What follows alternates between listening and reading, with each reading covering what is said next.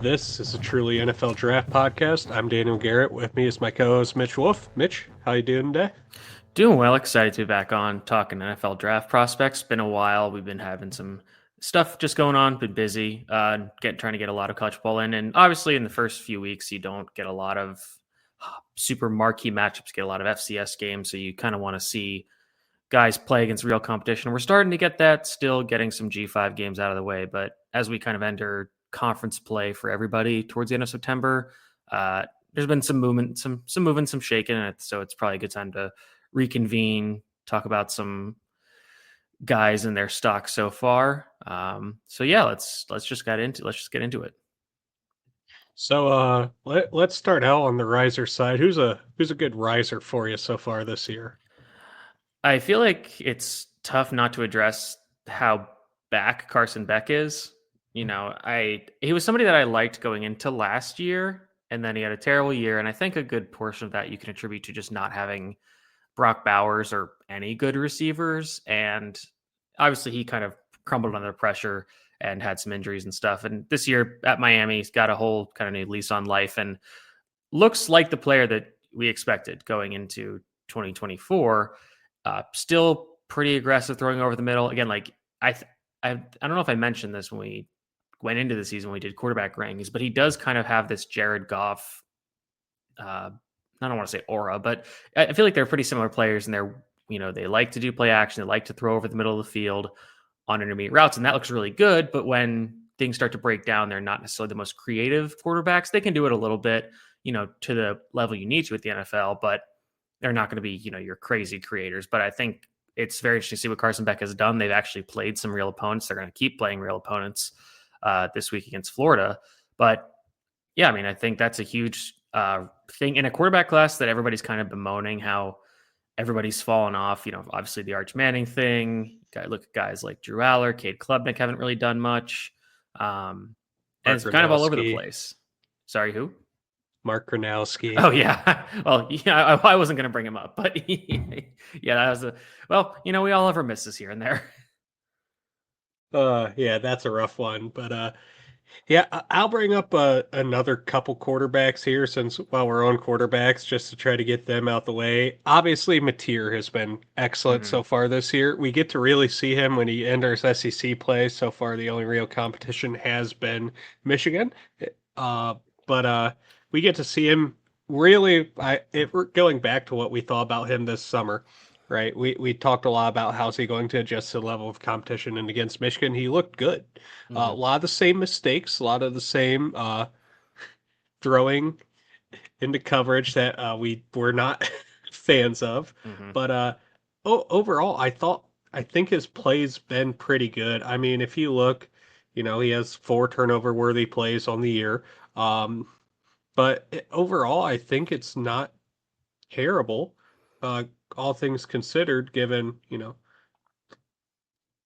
where he was at last year. Now, last year he had 16 turnover worthy plays. He's right on pace for that again as well. And uh, a lot of the off platform throws that lead to some inaccuracy for him are still there. But I think we've seen a little bit of where we wanted to see how his athleticism translates to a higher level. And I think we have seen that so far. I still wish he didn't throw off his back foot and on the run so much, but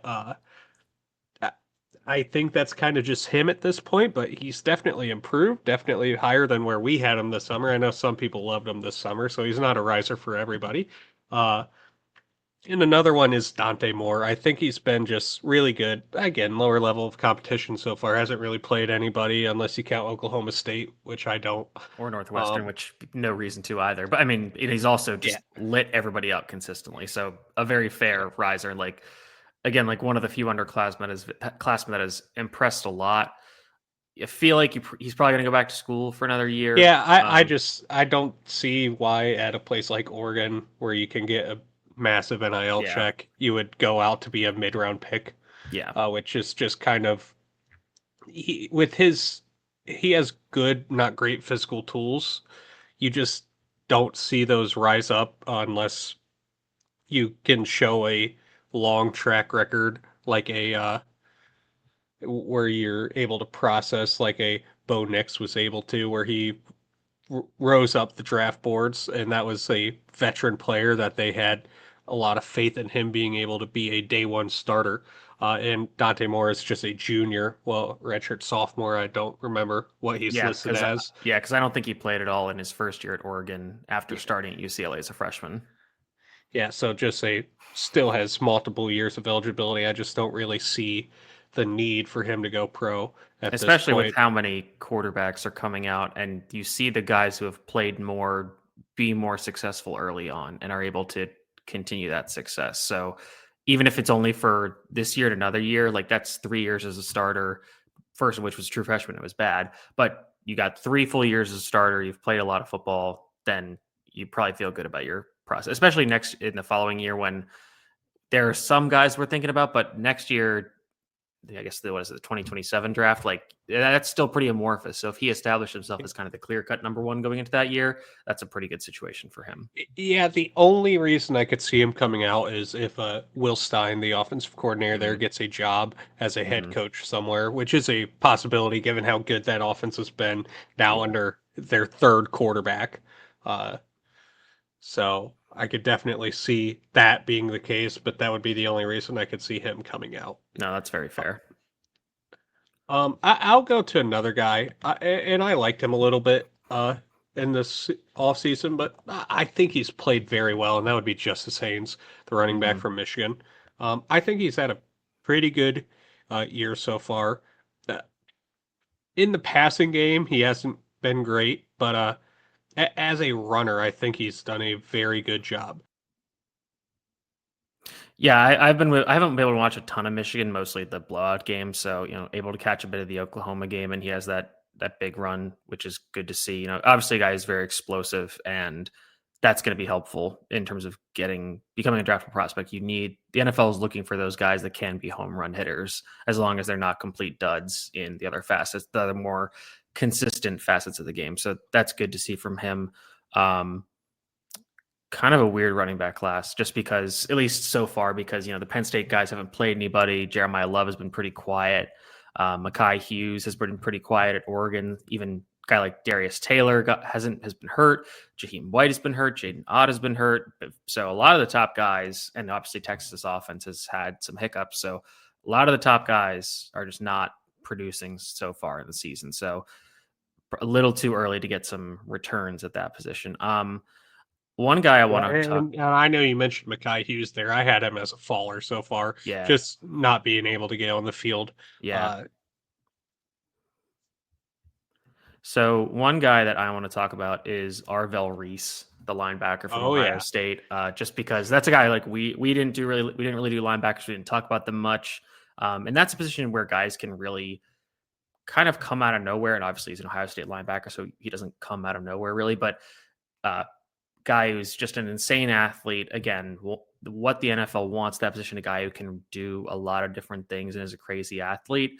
You look at a guy like Zach Bond, even a guy on the Eagles as well, Jihad Campbell, who's kind of has some edge rusher history, but can also be pretty effective dropping into coverage. So, I mean, Arvell Reese was all over the field in that game against Texas. And as Ohio State gets into Big Ten play, you're going to see him even more and more. So, very excited to see what he can do once they start playing some real opponents and be a playmaker on the national stage. But that's a guy who, again, like I think it's a linebacker position that is chock full of guys from the big name programs at the top. But you throw in another guy from Ohio State who, again, I feel like could play his way into being the number one linebacker in this class, just because of how special of an athlete is, how unique of a body type he is, and that's just a really, again, a unique guy where it's like, okay, this guy gives us something that you really are not going to find in many other players at the position at the college level.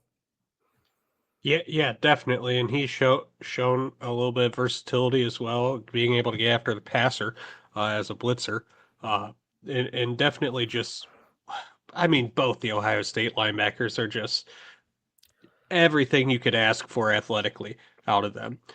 And it's just he's just had a fantastic year. Now, obviously, the only real competition so far has been Texas, so we'll see him when we get into Big Ten play here. But I definitely think he's been probably the most impressive linebacker for me I could argue for a guy. I think CJ Allen has been really good as well so far Yeah. this year, but he was already up there. Hmm. And I think right now, if I had to guess, it's probably a battle between those two for who the first linebacker off the board would be. Yeah, absolutely. I definitely agree with that. Who's you have a guy who's rising or falling at another position? Yeah, I want to talk about Marlon Klein, the tight end out of Michigan, another Michigan player. I swear I don't hate Ohio State or anything. I know I'm from Ohio, but don't really care about Michigan, Ohio State here. I just think that those two have been very good players so far this year. I've really liked what he's been able to do. Missed week 2, but he was very, very good in the New Mexico game. Um, Central Michigan game didn't play nearly as much. Just it's Central Michigan. Wasn't as close. It was a 60-point win versus New Mexico actually being a battle there. Um, but I thought he was excellent in that New Mexico game. Didn't get to play against Oklahoma, and I think the Elephants really missed him. So I really want to see him when it comes time to play against teams like Ohio State in the Big Ten, where you got a great linebacker like Sonny Styles, like Arvell Reese there to match up with him. You got Caleb Hmm. Downs. I think at the end of the year, that's going to be a fantastic matchup of what I think is a very good, solid mid-round tight end. I don't think this is an exceptional player. I don't think this is a potential first round pick, but I think he's just a very good tight end. Um, I really like everything that he can provide to an offense. Um, I think he's been a good, not great blocker. I think he definitely needs work there. If I had to pick a portion of his game, I think he's a better pass catcher at this moment, obviously, but I don't think he's been so horrific that you can't have him on the field on running downs, which is important for a pass catching tight end. I just need you to be able to be passable there, so that way, I don't have any tendencies showing on whether or not you're on the field at the next level, or if it's a run or a pass. And I think he clears that bar, but I definitely don't think he's good there. But I think it's passable. Okay, interesting. I mean, you can throw a rock and you'll find a good Michigan tight end. It's pretty. They're definitely fighting for that tight Yeah. end you moniker. Trying to look for a faller, somebody that I've been kind of disappointed in. Maybe this isn't a faller conversation. I guess it's definitely more of a riser, but I'm interested in because I think you said you weren't a huge fan of Ruben Bain. Did you have him as a faller, Uh, perhaps? so I was not a fan of him top 10. I Okay, thought fair he would enough. be a late first round. I thought he was getting top 10 buzz, and I thought going Mhm. into the year he was more of a late first round type of guy. Okay, so I'm Kind just of the same conversation we had with, gosh, I'm completely blanking on the Alabama left tackle. Caden Proctor. Yeah, it's kind Okay, of the same no, conversation where he yeah, I was feel that. projected top 10, and I found him more to be late first. Well, Proctor, I think, is probably in the conversation for a faller just because he had Oh, a yeah. rough time against Florida State in week 1, and then they've played nobody since. So people kind of forgotten about that. But that was a really rough week for him. And again, kind of exhibited some of the issues we talked about where late in the game he's huffing and puffing, he's having conditioning issues. And it's not like he's from, the north and I guess from Iowa, but he's been in Alabama for the last few years. And they go down to the south. It's like, oh, it's humid in August. Like, no, you've been practicing in Alabama. You should be ready for this. And he was having a lot of issues against Florida State. So that's something I think that's kind of waking people up, saying, okay, this guy is obviously very physically talented. His strength and his length and his hands are incredible. But if he can't play a full game, that's a serious problem, especially if you want to play him at left tackle. But the conversation I wanted to have was kind of these bigger ends we're seeing, and Ruben Bain is one. Gabe Akis from Illinois is another one that's rising. Obviously, LT Overton from Alabama, but he's again. I'm talking more about like a big 4-3 end as opposed to a traditional 3-4 end, which again is kind of archaic parlance. But I hope and Bain and Akis are both listed 6'3", 275. Um, Obviously, Akis had a pretty good game against Illinois, or sorry, against Duke. Plays for Illinois. Um, wasn't as impactful as some of the other players in that game, but he's just part of again another like dominant run defending end who is a pretty good pass rusher, but you're not sure about his ability to play that same role in the NFL, and you kind of just go to say, oh, you just kick him inside on passing downs, which, for the most part it works, but it's not a guarantee that it'll be great for everybody. Yeah, yeah, and I haven't gotten to catch a whole lot of Gabe Yakis or anybody on Illinois really so far this year. I saw some of the Duke game, and that's Mm-hmm. about it. I didn't go back and watch any of them yet so far, just because he is the top prospect on that team, and Mm-hmm. it's really not a whole lot else NFL draft wise. Obviously, they're a pretty good team, but I don't really see a whole lot of other NFL draft guys from what I saw in that Duke game. They were a very impressive team, Mm-hmm. but I'll have to go back and watch him. I just don't have a whole lot because, like I said, Duke's the only time I've seen him so far this year. Yeah. I mostly just find that interesting because you have that kind of archetype, and then in this class you have so many guys that are these very undersized speed rushers. Your R. Mason Thomases. Cassius Howell's a little bit bigger, but he's in that same He's vein. skinny. He's Yeah. skinny. Yeah. Trey Moore from Texas, Joseph's from Tennessee. Just going David Bailey from Texas Tech. I want to come back to them. You even get like some of the smaller school guys are really, really undersized. So, and you look at, and even guys like we talked about in our previous episode, like a Harold Perkins, a Suntarine Perkins. I had another. Kyle Lewis is kind of in that mold where he's a blitzing off-ball linebacker. But you have all these kind of weird body types, and then obviously Nick Benito for the Broncos just got paid but a ton of money. Like I think it was right before the season started, or between like right before a series of games started. And I think teams are going to value that, designated pass rusher, but I wonder when do they start valuing them too much? And it's like, okay, you're taking this guy as a DPR, but you're taking him in the first round, expecting him to develop into a fully fledged edge rusher that also has to play the run. And that's just not really their game, because that's not something I think, obviously Suntarine Perkins, who's 215 pounds on a good day, is going to be good at, or even a guy like our Mason Thomas, who I think really is basically like almost the same player as Nick Benito, where he's just truly this undersized speed rusher. So that's just something that I'm kind of interested to see. And I think there's a few very interesting games this week, and if for draft purposes, like that's one of them, because I know he's not going to play the first half because of a targeting penalty, but seeing him versus Xavier Chaplin of Auburn, seeing David Bailey from Texas Tech, who I mentioned, and Romello Height, who's a solid edge rusher as well of Texas Tech, go up against the two Utah tackles, Spencer Fano and Caleb Lomu. I feel like, and Illinois plays Indiana. I know Indiana doesn't have like any all-world linemen or anything, but seeing Akis and I think, was it Vincent Anthony, the guy who I think he had 3 sacks against Duke, like those guys against Indiana's offensive line in that offense. You've got a lot of very interesting trench matchups this week and again, maybe at programs that aren't necessarily the ones you point to. Like there's no like Alabama, Georgia, where it's like, oh yeah, obviously there's going to be prospects all over the field. But these are, programs that have paid up for these guys that have been developing solid NFL players over the last few years. So it's going to be interesting to see who's going to stand out in some of these matchups where you're seeing guys on both sides of the ball that are both going to be NFL prospects, but if one has a much better day over the other, that can really help their stock.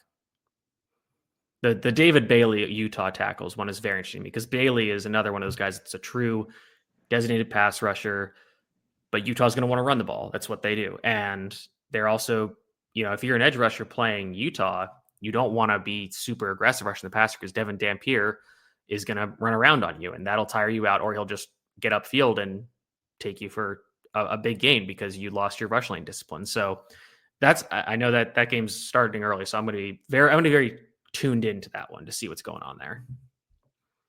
Yeah, that's definitely one of the best games of the week. I can't say enough. I think that's the battle of the two best teams in the Big 12 this year.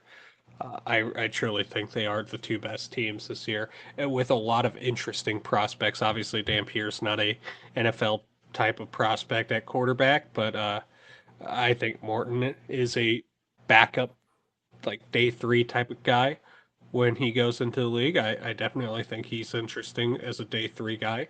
Um, but yeah, I'm really interested because I think the tackles for Utah have played well. I just don't really think they've seen anybody nearly as good as Bailey Mm-hmm. so far this year. So it'll be a good matchup for him. Staying in the trenches, I had another faller at offensive tackle. That's Emil Wagner. I believe we were both lower on him this year than. I Uh, think I got the idea of him. I think he was like my tackle 10 or something.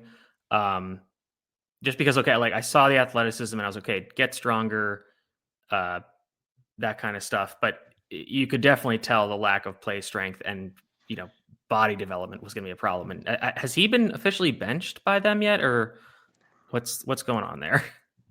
They've had a last weird week schedule, so it's hard to. he played 73 snaps last week, so I don't know if he will be going forward. But I know as of last week he still played 73 snaps. Uh, so I don't think so. And obviously, the A&M game was a better performance than him getting absolutely brutalized by Ruben Bain consistently over and over again. But it wasn't good. Mhm. He still is just so light. He can't really move anybody in the run game. Uh, Yeah. he can do okay when it comes to getting to his spot, and if he can do that, he can do an all right job. But that just isn't going to work at the next level, and that's kind of what he's getting away with right now. Is playing angles, doing a good job of when he is successful as a blocker, he's doing a good job of moving laterally, using a little bit of that athleticism and length that he has, being able to get to spots, being able to use the tools he has, but that's only when he's successful, and he's not successful all that much, to be honest with you. I definitely think that the Texas A&M game was better, but there's just a big step down from a guy like Bain to Cassius Howell, and let's be honest here, Bain is right now worse than probably most teams' best edge rusher just because he is a college player, doesn't have that refinement yet. Mhm. Maybe as a bad team, he could step in and be the top edge, but it's definitely at most weeks in the NFL, you're going to see somebody as good or better than Ruben Bain, and he just could not handle him. Mhm. And that's just how it is in the NFL is you have most teams have a guy like Ruben Bain. You're not going to, you're not going to just be able to get a easier week like Notre Dame will have the rest of the season. Honestly, I think his two biggest matchups to see were the first 2 weeks.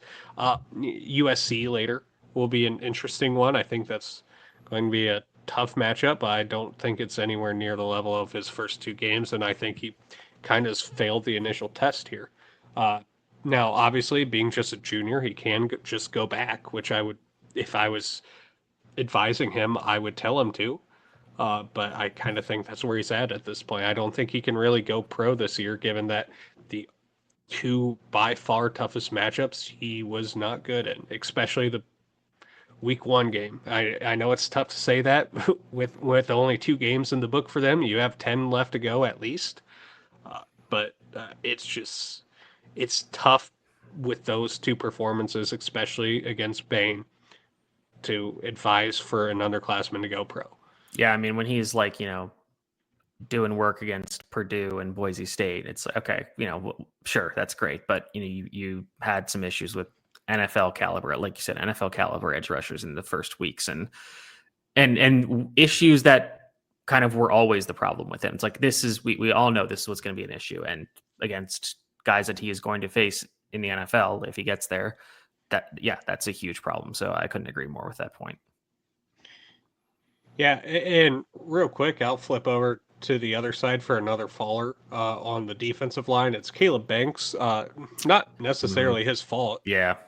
Um, Played in like half of the LSU game and getting another surgery on his foot might miss a significant chunk of the season, if not all of it. We'll see how the Florida season goes, but if you get to week 8, 9, if you get to right the bye before the Georgia game and Billy Napier's fired and you have one or two wins, are you risking your future health and your future NFL's stability by rushing back for an injury that you tried to come back from already and re-injured it within the same game of coming back? I don't know if you are, so we might not see him again. And so, yeah, I think he's going to fall. I definitely think that it's tough for a guy that was a borderline first round pick, and I know you were lower on him, but for on the consensus board a borderline first round pick. If you're not putting in tape your last year, it's tough for you to go in that first round. I definitely don't really see him being able to, if he misses a significant amount of time, which is expected, um, possibly the whole season. I don't see how he is a first round pick, which was in the cards going into the year. So I definitely would consider him a faller due to injury.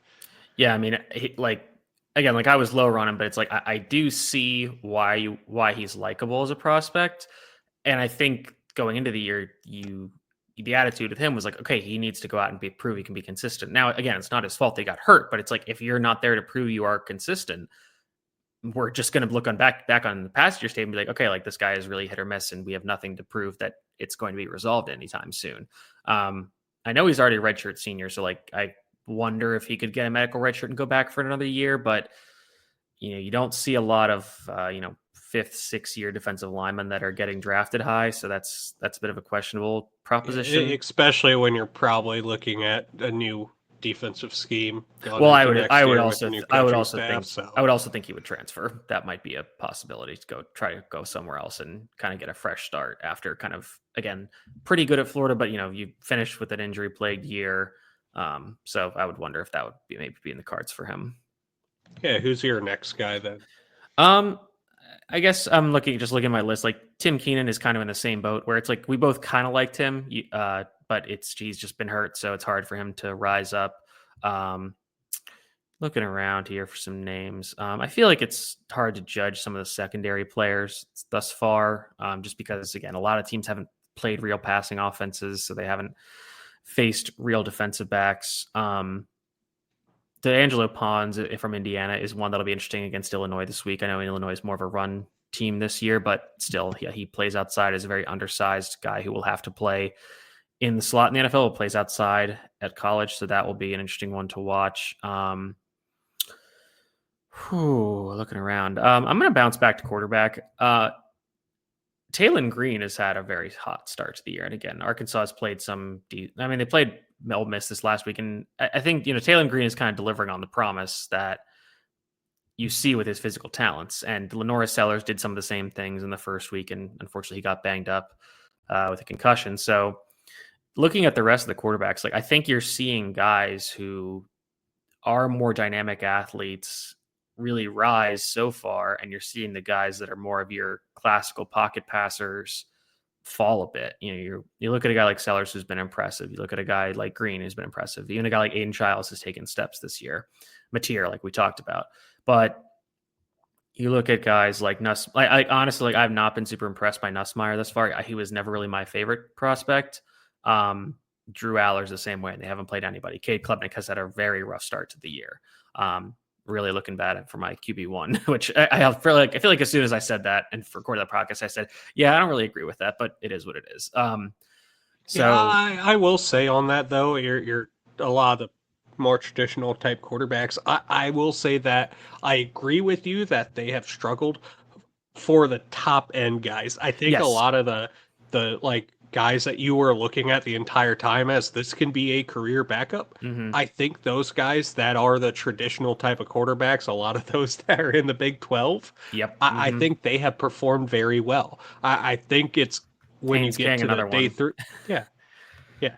I think that a lot of the day three guys have performed well. It's just a lot of them don't have the physical tools to really rise up the board. Yeah, And that's where they're limited by. But I agree with you. A lot of the more traditional quarterbacks at the top of the board have struggled as a whole. Like I had Klubnik as a faller as well. Yeah, it's just been rough for a lot of these more traditional. And yeah, watching that LSU game against Florida, Nussmeier was not doing anything. or he'll It have just was a like against in the Clemson game where he has that touchdown that was ruled a not catch, but still like a great throw. But he'll have one, maybe two of those a game. And granted, like on the road at Clemson, that's a tough environment. It's a good defense, but I just feel like they're still too few and far between. And I feel like, even when he's not playing the best competition, like there are still some mistakes on there. And he has some physical limitations. Like he is a good thrower. He has a good arm, but it's nowhere near elite, like to the level that's like, oh yeah, this guy's gonna be a surefire first round pick, let alone a top 10 one. So Yeah. I think this. Of the three, I think he's played the best, though. Would you agree with that? Of the Klubnik, Nussmeyer, Aller Yes, trio? yes, and especially because he's had big moments. Where he's had to prove it against real defenses. Like I'm sure you can make the argument. Oh yeah, Aller's been more efficient against literally nobody. But yeah, I would probably agree with that.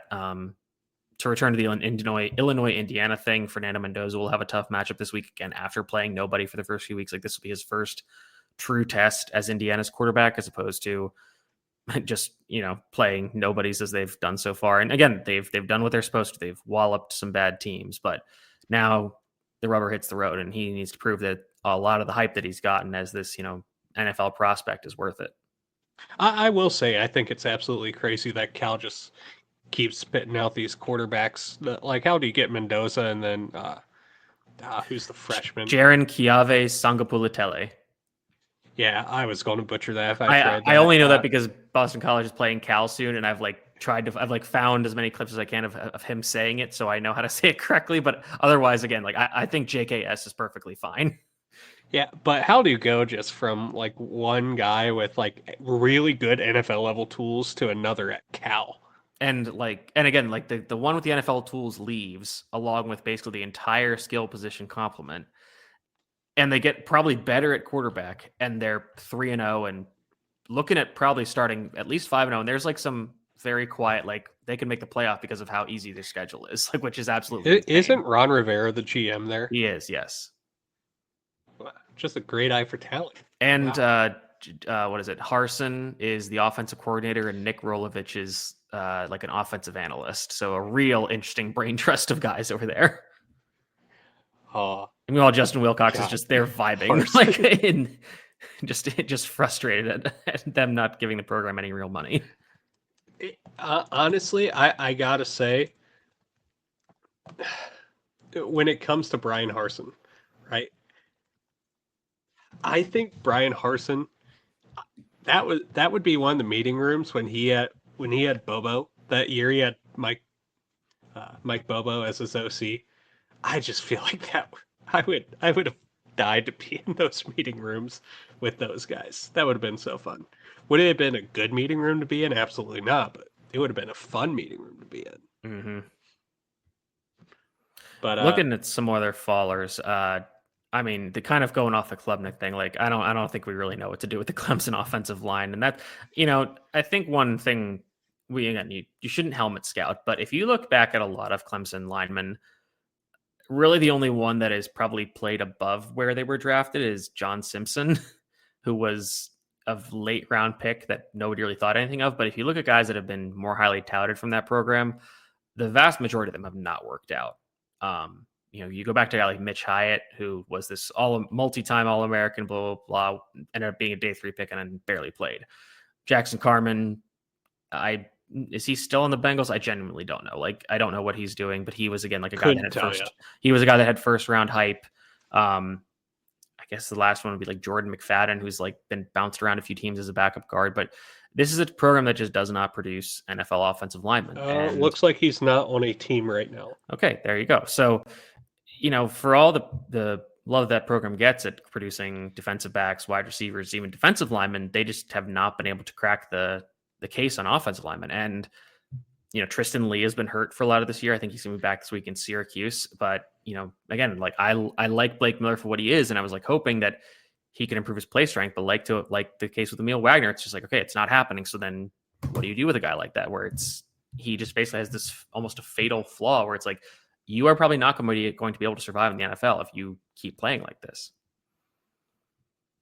Yeah, and honestly, for me, I wasn't the biggest fan of either of the offensive tackles. I thought Miller was okay. I definitely thought he was the better of the two going into the year, but even with Lee coming back, he'll be better than what they've had. But I don't think he's some like great prospect. I think he's like a day 3 type of guy anyways, so I don't really get the whole hype with him. I don't think that's going to save their season or anything, getting him back. I don't think it's going to be better, obviously, just having a NFL caliber body out there, but I don't think he's something special. Staying on the fallers, I'll go Max Clare from Ohio State. I, I don't know. I just don't think he's been that impressive. I don't really think I've seen a top 50 level player out of him so far this year. Um, it's not that he's been terrible. Like, I think he's been fine, but fine isn't where he was being projected as. And looking at what he's done, I didn't watch any of the Grambling game. To be honest with you, it looks like he played pretty well in that. I will tell you straight up, I did not watch a single snap of that Grambling game, but I just didn't think he was very good against Texas, and I thought he was just okay against Ohio. Like it, I'm not gonna say that he's been awful, but I don't think he's been good, and I don't think that this is a guy where you're looking at what we thought of him as a top 50 pick, which was kind of where he was projected going into the year. I think he's definitely a guy who is a faller in this class so far. Yeah, that's an interesting position. I feel like a lot of the names you would expect to stand out have not done so. And you've kind of just had, again, like I think it's kind of like the quarterback where kind of guys are just falling back to the pack. Maybe some lower guys are rising up, but not to the point where they're an elite prospect. So I'm just not sure about that one. One I will jump on as kind of a good one is Connor Liu, the center from Auburn. Again, this one is a matchup where I would want to watch him against Oklahoma this week. I'm not sure exactly what Oklahoma's interior defensive line is doing, but it's generally probably going to be a decent unit. So, underclassman, true junior in a position where you mostly just see guys who are fifth and 6 years. So I'll be interested to see what he does. Again, I think that game is in Norman, or is it in Auburn? I feel like last year it was in Auburn, so I would think it'd be back in Oklahoma. Yeah, it's at Oklahoma. Okay, so that'll be interesting for center on the road. You obviously got Jackson Arnold going back to Oklahoma, where he had some struggles. So that'll be interesting to see how they handle that. But Connolly's a good center. I want to see if he can maybe be the center too in this class, because you've got probably Jake Slaughter as the number one guy. I liked Logan Jones, but he's kind of scheme specific as a zone center. Parker Brailsford is fun, Very, but very small. yeah, very small. Like again, like very specific. Like you have to, kind of understand what he is. You have Whereas to Connor Liu insulate is him. right. Whereas Connor Liu is kind of your more traditional center. And again, he's not huge or anything, but if you can kind of bridge the gap between Slaughter and some of these other guys that are your mid day two prospects, that's something that's interesting to me. So Connor Liu from center from Auburn is somebody that I'll be keeping an eye on this weekend. Yeah, he's someone that we just missed in the summer scouting I think process because I think we were we trying to go with I almost said overclassmen, upperclassmen, yeah. just to make sure they were prospects. And I did see Lou's name some places, but I was like, let's just stick with upperclassmen because we know that they're going to be coming out. But yeah, I mean, it seems like he's just been a really good player so far, and that'll be interesting to see if he can continue that against Oklahoma. Yeah, I'll throw out another riser. I'm gonna do a couple here. I think as a group, this whole unit has risen. That's the LSU secondary. Mm-hmm. Um, I think Mansour Delane has been awesome this year. I think he's been One of my risers. yeah really really good. AJ Halsey, the Mm-hmm. safety, has been very well. Did an excellent job of getting a pick in the Florida game. Not that seemed like everybody was getting a pick in the Florida game, but he definitely was making plays out there.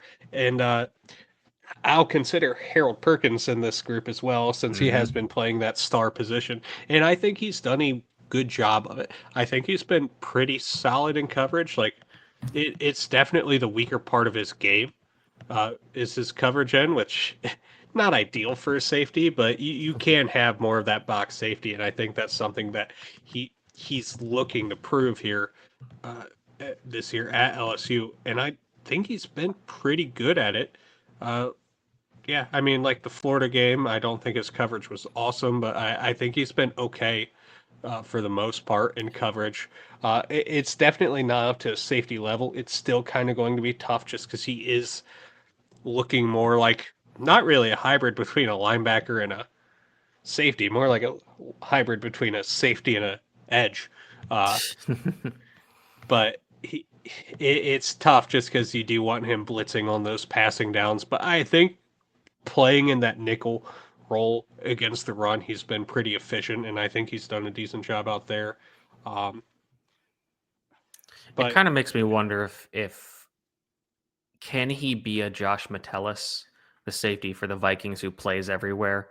Um, Now, the problem with that is that it seems like he is playing better now that he has a more defined role. And if you make him play a bunch of different stuff, then it might be a problem.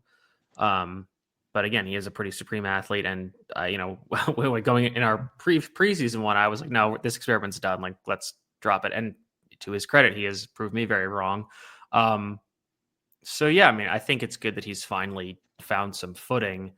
And you probably don't want to change it up too much now that he's finally playing fast and playing comfortable. And I think there's ways where you can kind of mask in that coverage ability where you can, if you pick your spots, I think he can be a good player. Like, and this is such a weird comp, but like it's almost like how the Steelers used Mike Hilton, who again was a very diminutive slot corner, and blitzed a ton. And that's and obviously Perkins is a smaller linebacker, but he's still 6 foot, 215, 220, and that's different than a 5'8", 190-pound corner.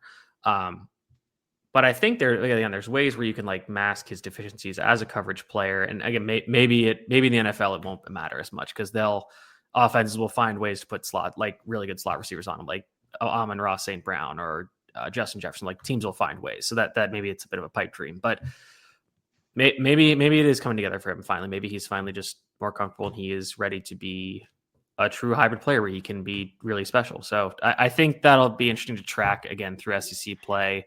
There's probably going to be some ups and downs, but I think, if the first quarter of the season is any indication that there is at least something there to be excited about again, as opposed to just, leaving him behind. yeah, and he has played in a few different spots: 21 D-line snaps, 76 snaps in the box, 67 at slot, and 5 as a wide corner, and 1 as a true safety.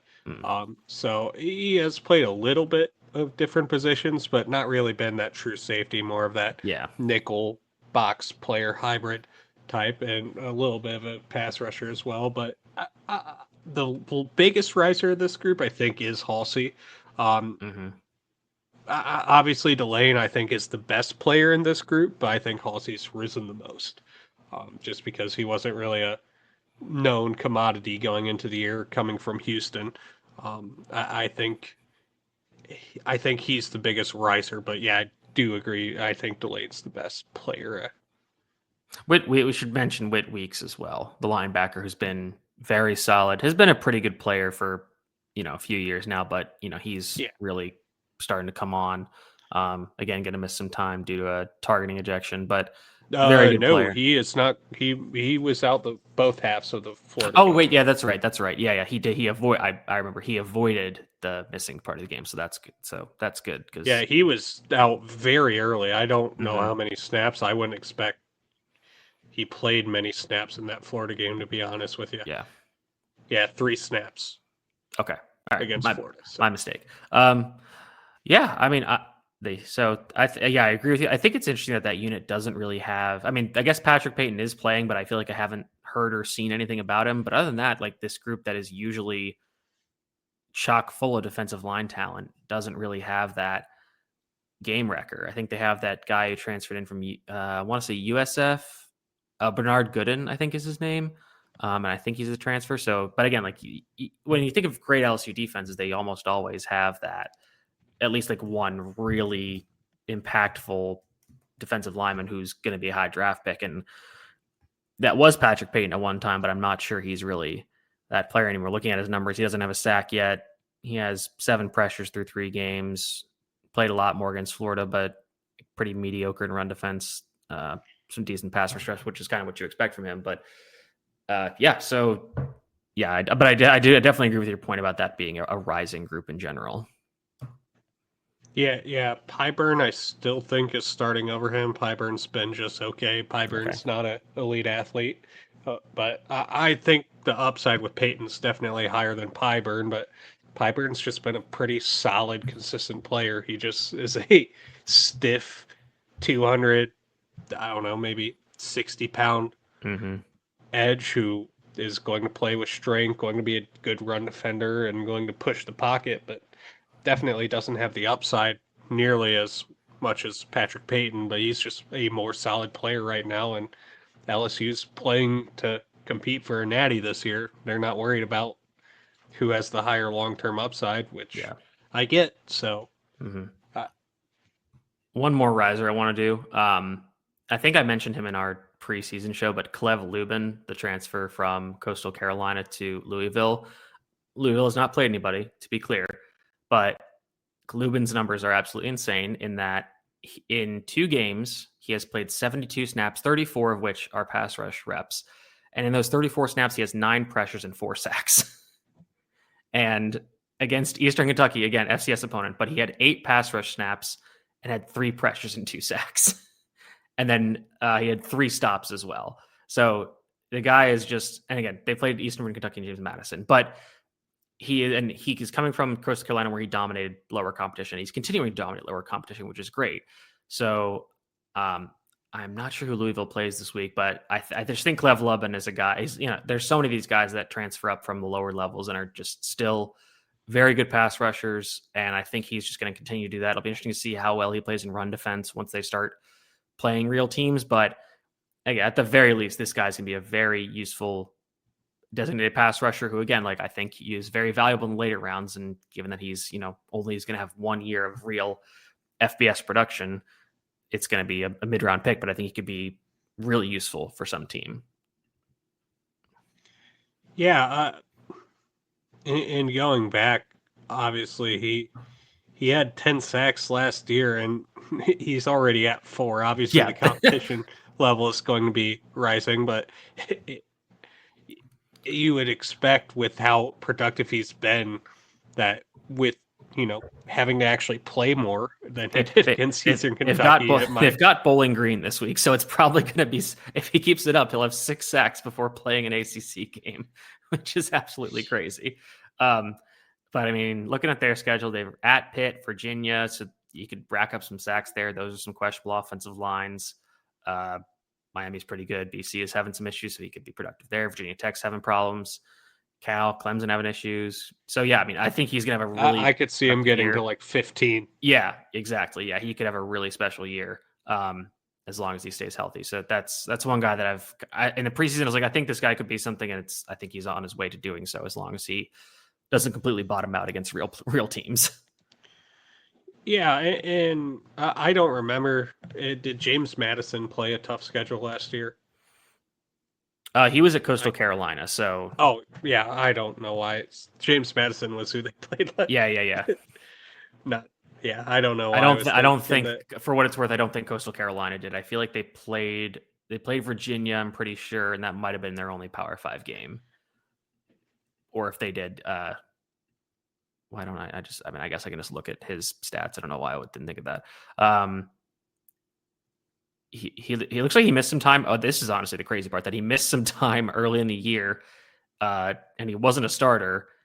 And then in the final 4 games, he had 7 of his sacks, which is absolutely insane. So like you give this guy, and again, like he was coming up from I think a junior college level last year, and it took him a few weeks. I mean, he had some nice plays, but it took him a few weeks, and then it clicked and it turned on, and now it seems like it's already kind of clicked for him, and he's just going to continue to be an absolute game wrecker. So he's somebody I'm very interested in. But I think that's pretty much all the guys I have. I don't know if you have anybody else you wanted to run through.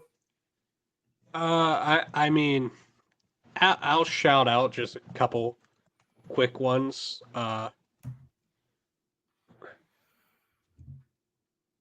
It's I'll say this: Brazel and Fields as receivers are guys who are rising. Talking about Fields, I really liked him in the A&M game. I thought he struggled week 1 against Miami, but I think that whole offense struggled against Miami. Mm-hmm. But in Brazel had a pretty good game against Georgia. Um, Yeah, but definitely. I can't remember what his stats that he put up were in For that game. Brazel, But it was like six. yeah, What was it, like 6 for it was 173 and insane. 3 touchdowns or something? Yeah. Yeah, it was a lot.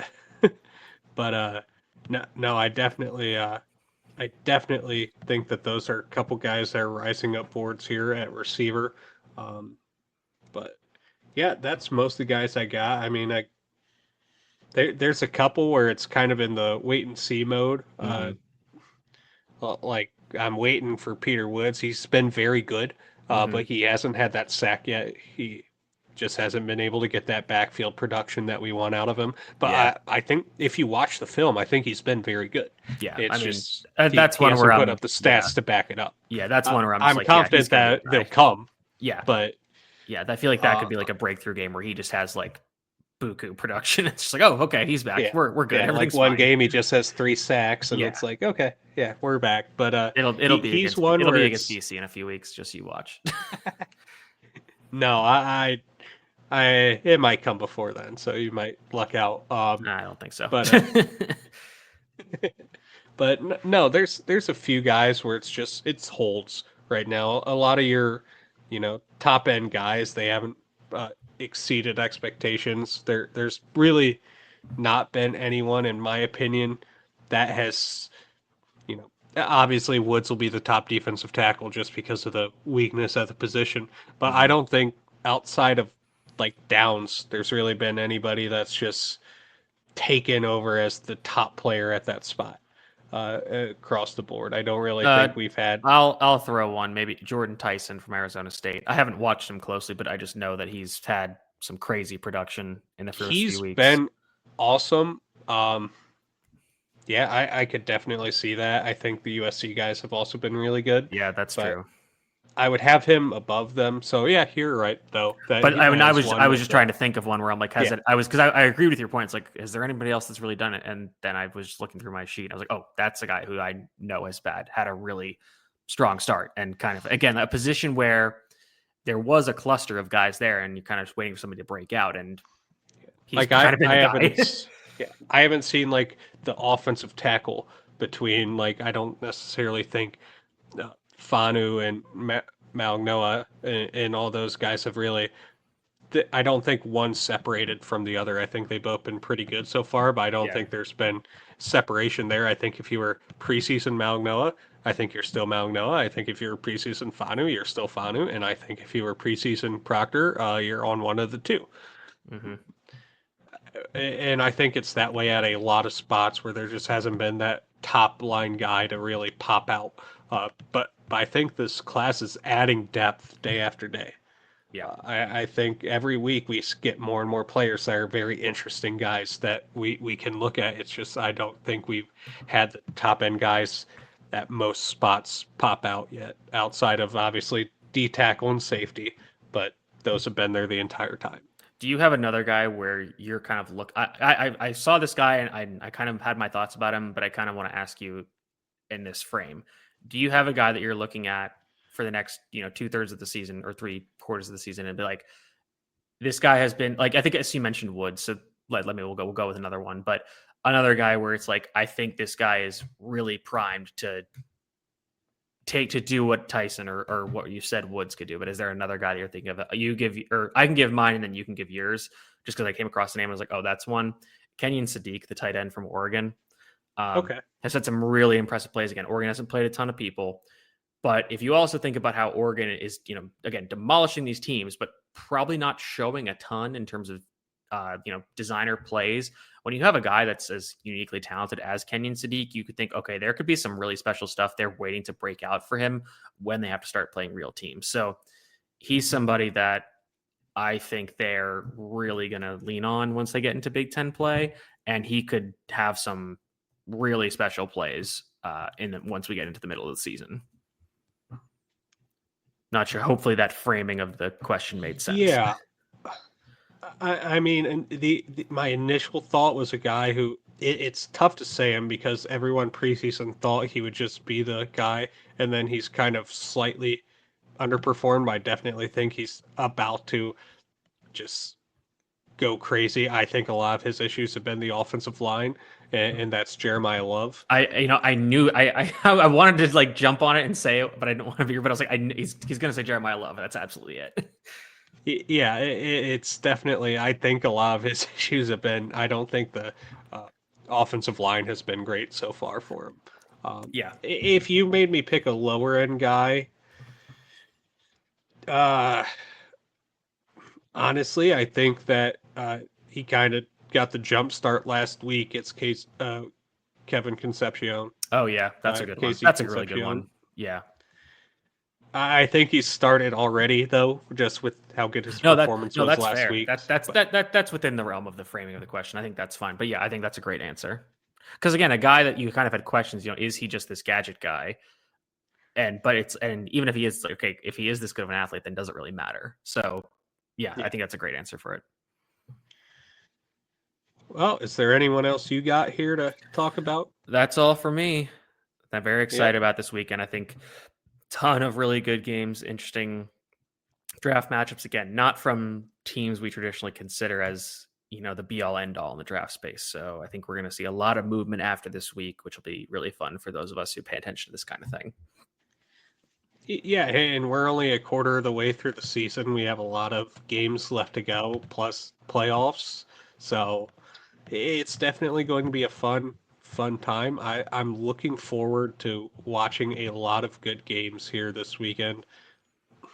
It's just honestly this season, it's just I like it so far better than what we had last year. I think there's a more consistent week to week product. I think we've gotten good games every week, and I think we will continue to get that throughout the course of the week. I think the depth in a lot of these conferences is awesome. Like, I think the Big 12 has a couple good teams that they didn't have last year. I think your Big 10 teams are still pretty good at the top, and I think your SEC teams have questions, but I think there's a lot of teams that have a chance to make a leap here after the beginning of the year and really become an elite team like I think we've seen out of Ohio State so far, and I think we will see out of a couple more Big Ten teams, and hell, maybe even one of these Big 12 teams can actually compete this year. Maybe Miami and Florida State can compete this year, and I think it's an interesting season, and we're only a quarter of the way through. Yeah, absolutely. Well, we'll be back. It was good to get back after a little bit of a hiatus here. Wanted to watch some more prospects, get a little bit more tape, but we'll be back soon.